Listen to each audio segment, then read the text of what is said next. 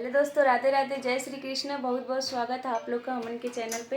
तो चले जाए एक कजरी गीत लेके आए जब बहुत ही प्यारा कजरी गीत है आप लोग के सुनावे खातिर। एमा एगो सास अपने बहू का बड़ाई करत थी, उहे में दिखावल गले बतावल गले कि कैसे कैसे बड़ाई करत थी। हमेशा तो छुटकी के करत रहेली, ए बेरे बड़की के करत है। बड़की का बड़ाई हुए तो आप लोग सुनी जाओ, जे जे बढ़ रही वो खुश हो जाए, खुश हो जाए। हाँ चले। मोर बड़की पतोहिया बड़ काम करे, कबो नाया राम करे ना।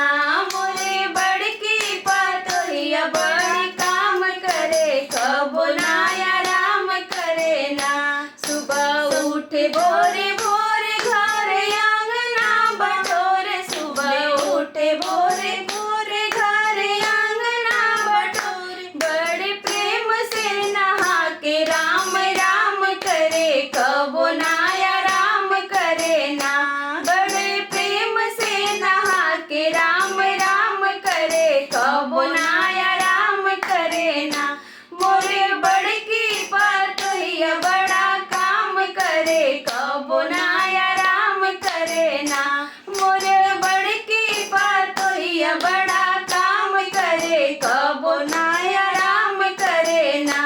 सुत के उठे बड़े तड़के माजे धोवे पानी भर के, सुत के उठे बड़े तड़के माजे धोवे पानी भर के। 10 परानी के रसोइया सुबह शाम करे, कबो नाया राम करे ना।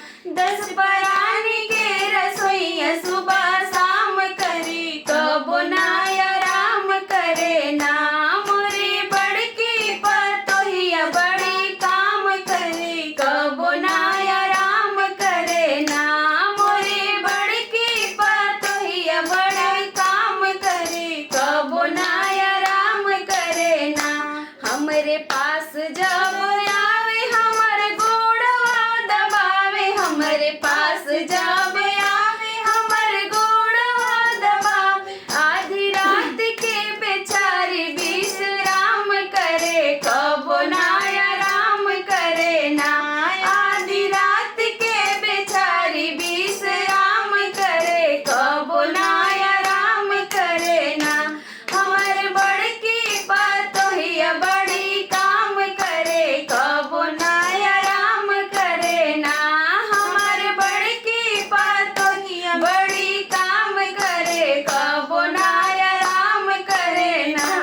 देखी जा, सास का सोच तो बड़ी अच्छी बात, तबे तारीफ करत बा, नहीं तो कितना कोई काम करेला बहुत सास से जन होनी कि तारीफ ना करेली। लेकिन ये गाना में दिखावल गल बा कि सास की सोच बहुत अच्छी बाटे। और पतोहियो ऐसा हुई करत हुई तो बताई गुन गावत ही होकर। चलिए जा, आप लोग बताइए जा आप लोग के गाना कैसा लागल हुए।